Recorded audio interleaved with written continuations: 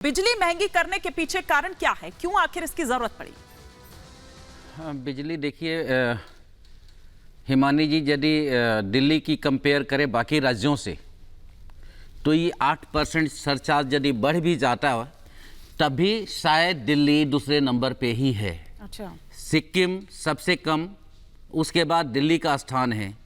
जो भी राज्य जिसमें बीजेपी शासित राज्य या कांग्रेस शासित राज्य हैं वहाँ की दरों की लिस्ट जरा दिल्ली के सामने लगा करके चला दीजिए आप, सारे राज्यों की। उसके बाद ये बीजेपी वालों से पूछिए कि अब विरोध करोगे क्या। दूसरी बात, नहीं, पर आप केंद्र सरकार ने तो कोयले का, काम करते केंद्र हैं सरकार ने एक नियम, आप लोग तो जन कल्याणकारी जो नीति है उस पर काम करते हैं, फिर ये किस तरह की कल्याणकारी नीति है कि एक सेगमेंट को तो आप बिल्कुल छुएंगे नहीं और दूसरे सेगमेंट पर आप इतना बोझ डाल देंगे कि बस वेलफेयर स्टेट का मतलब ये तो नहीं होता है। मैं बता रहा हूं, आप केंद्र सरकार ने राज्यों को ये एक आदेश किया है, कानून बना दिया है कि जो भी आप कोयला परचेज करेंगे उसमें आयातित कोयला जो है, जो अडानी से आपको खरीदना है, जो 10% ज़्यादा महंगा कोयला है, 10% का फर्क आता है उस कोयले के रेट में, उसे जब खरीदेंगे तो आप ये बताइए कि जो भी रेगुलेटर्स हैं वो क्या करेंगे।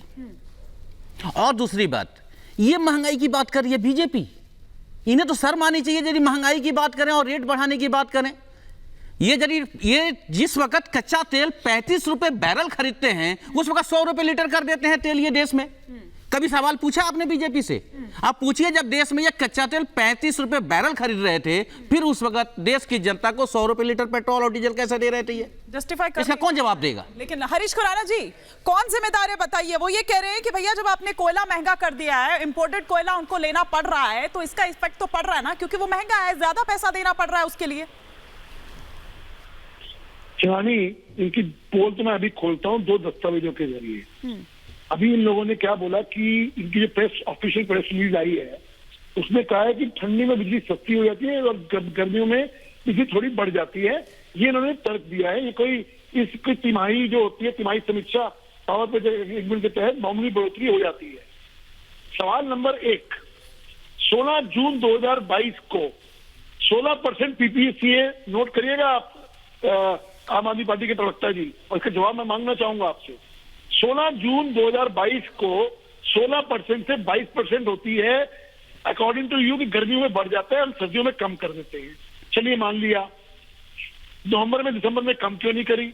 22 दिसंबर, अब 22 जून निकला है, 22 जून को 22% से 29%, 30% कर देते हैं। क्यों कर देते हैं ये बता दीजिए, कम क्यों नहीं करी सर्दियों के अंदर? पहला सवाल। दूसरा सवाल, डीआरसी का चेयरमैन 22 जून को नया नियुक्त होता है, 22 जून को, और 22 जून को ये ऑर्डर निकाला जाता है। अभी आप जो अपने पैकेज में दिखा रहे थे वो यही दस्तावेज है। 22 जून को आप लोग ये ऑर्डर निकालते हैं एक सदस्यीय कमेटी के द्वारा, एक सदस्यीय मेंबर AK कुमावत। आपने डीआरसी के नए चेयरमैन की आने की वेट क्यों नहीं करी? ये बहुत बड़ा सवाल उठता है, क्योंकि इसका कारण है, ये रिश्ता क्या कहलाता है, ये जरा इसका जवाब दे दीजिए। एक तरफ तो आपने 2015 के अपने मैनिफेस्टो में कहा था कि हम इन बिजली कंपनियों का CAG ऑडिट कराएंगे। ठीक है। आज 2023 है, CAG ऑडिट तो दूर की बात है, उनको जो सब्सिडी के रूप में 500 करोड़ रुपए देते थे तब ये अरविंद केजरीवाल विरोध करते थे।